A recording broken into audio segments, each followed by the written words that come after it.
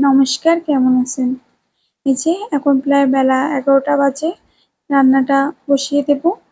ভাবছি আজকে একটু চিকেন রান্না করব আর ভাত।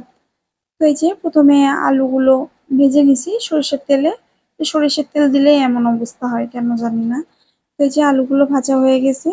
আলুগুলো ভাজতে দিয়ে এদিকে আমি পেঁয়াজ, রসুন সবগুলা কেটে নিছি।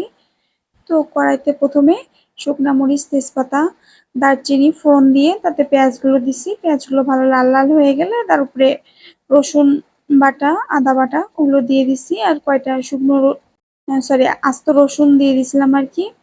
তো সেগুলো ভাজা, ভাজা হয়ে গেলে মাংসগুলো সব দিয়ে দিছি। তো মাংসগুলো দিয়ে একটু ভালো করে তেলে একটু ভাজা টাইপের করে নিবো। তাহলে মাংসটা যত কষিয়ে রান্না করা হয় ততই খেতে ভালো লাগে। এই যে তারপর একটু লবণ দিয়ে দিছি।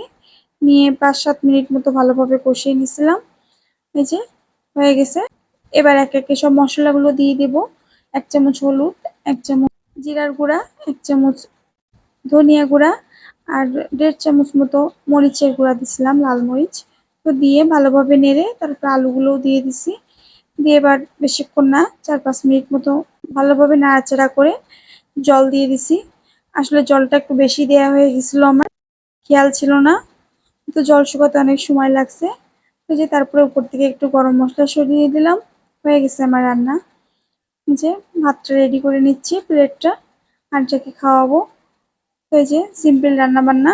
তারপরে বিকালে একটু বাজারে যেতে হবে। সবজি, গ্রোসারি সবগুলোই প্রায় শেষ হয়ে গেছে।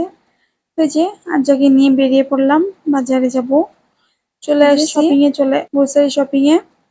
তো আর্যায় নিজেই আরকি ট্রলি ধরে টানবে। ট্রলির চাকাটা নষ্ট হয়ে গেছে কিন্তু সে দিবে না। নিজেও টানতে পারতেছে না, আমাকেও দিবে না। তো এই যে বাসায় ফিরে এই যে ১ কাপ কফি খাচ্ছি। ভালো থাকবেন। টাটা।